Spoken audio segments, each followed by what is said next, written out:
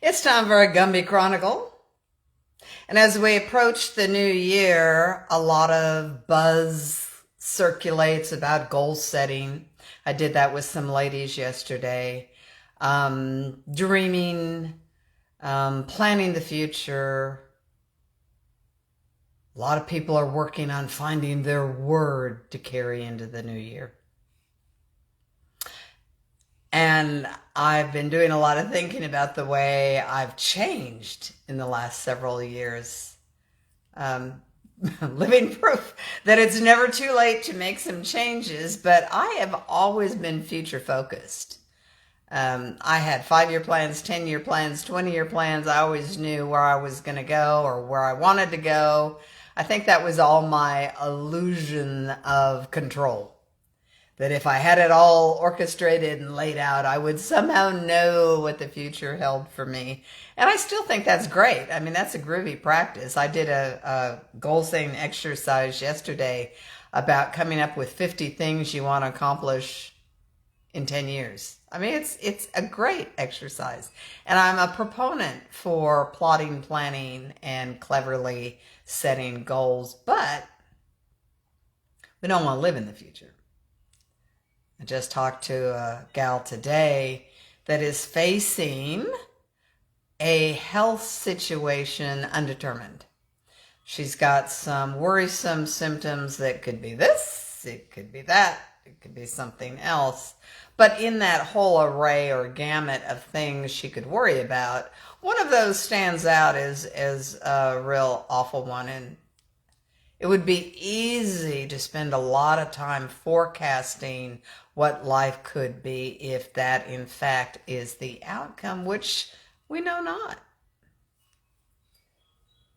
One of the healthiest things I've managed to do better in the last 5 years is kind of stay in my lane of we have today.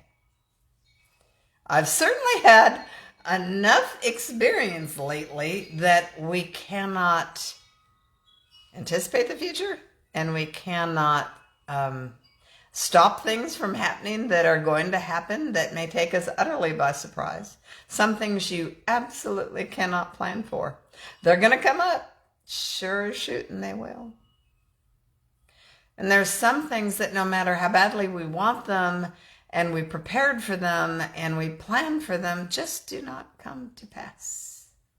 Such is life in the hands that we get dealt. But this I have learned. As I have tried to defeat my latent control monster that seems to want to have sway over every decision, thought, circumstance, people, place, or thing.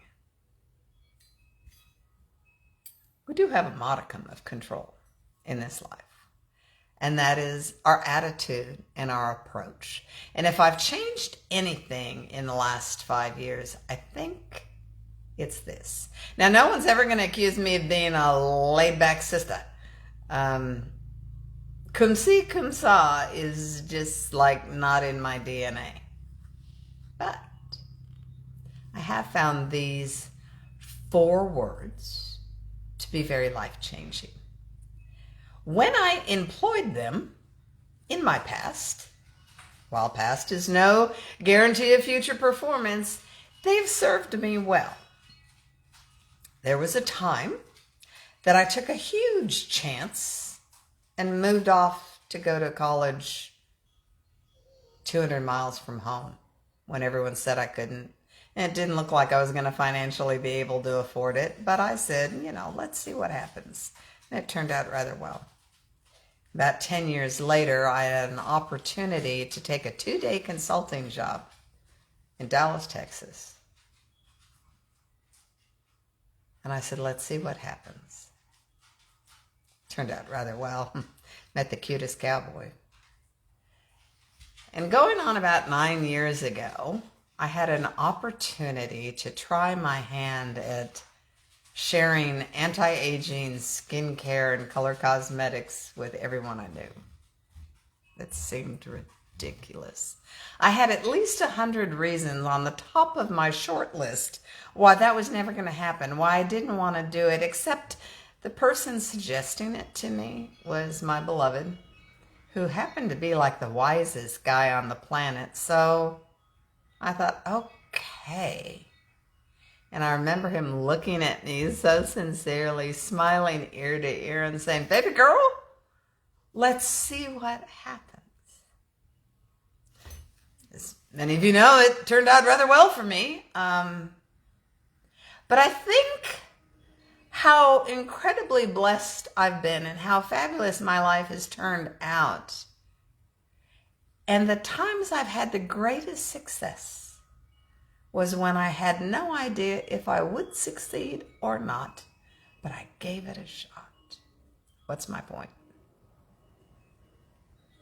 I think that attitude of expectancy and the willingness to let's see what happens is so refreshing and so positive and so calming because you're not invested in the outcome one way or the other. You know, I found short of death, most things you can work your way out of. If you move someplace and it turns out to not be your cup of tea, guess what? You can move. Very few things in life are just so permanent that they can't be corrected. Believe me, as one who's made so many mistakes. Most of them can be corrected. You learn from all of them anyway. And if you don't just make everything so important. I remember thinking every decision was like a matter of life or death. What if I got the wrong photographer for my senior pictures? What if I didn't get this or that heart's desire? What if this marriage didn't work out? What if I moved there and it didn't turn out the way I thought? What if, well, 67 tours around the sun, you discover it'll all work out all right. That's kind of a spoiler alert for many of you that are decades younger, but it all kind of works out. You may zig when you should have zagged. I hate the word should, but maybe you could have made a better choice here or there, but you learn from them and it brings you here and it all works out. But if you've got opportunities coming up in 2025, wouldn't it be fun, instead of dreading them, worrying about them, we just kind of said, let's see what happens. I did not get to see the musical Wicked when it was popular. I even had a friend gift me tickets to go see Wicked March 31st of 2024. And as many of you know, March 2024 did not go at all like I thought it was going to go. So I missed it. So when I sat in that darkened theater a few weeks back to see the movie Wicked, I had no idea what to expect. I hadn't seen the musical. I just knew it was some sort of take on the backstory, perhaps, of the Wicked Witch of the West. That's all I knew. And I remember the eagerness I felt sitting in that theater, thinking, let's see what happens. And from the beginning to the very end, it took me on this wild ride, and I didn't see any of it coming. And it was so fun and so fresh because I was open to it being fabulous. And I have found, kids, we tend to find what we go searching for. So I know there's a lot of reasons that we might be apprehensive about the year ahead. I love what Jim Rohn, a fabulous philosopher and businessman and motivational speaker, said when asked, can you give us any prediction as to what the next 10 years are going to be like in the business world? And he smiled and laughed and said, absolutely I can. The next 10 years? I think I can say with some certainty the next 10 years are going to be pretty much like the last 10. And any 10 in history. It's going to be good times. There's going to be bad times. There's going to be economic ups and downs. And so I predict that in 2025, there will be some interesting blips on the screen of life. I predict that things will not go the way you expected them to. I expect some of your goals will come to pass and some will not, but you'll learn from them. But I think we can at least go into the new year with promise. That's going to be wild and interesting and unlike any other year, and quite like almost any other year, except we get to go into it with whatever attitude we want. We can go in it hanging on by our fingernails, just bracing for the worst. No, my father lived like that most of his life. He just thought if he expected the worst, he'd never be disappointed, and he missed all the joy. And I've been accused of being, Polly Pollyanna and Mary Poppins and Susie Positive, but I just think given a choice of expecting the worst and expecting the best, I don't know, let's err over here. Let's see. Let's see what happens. I think 2025 is going to be fabulous. Let's see what happens.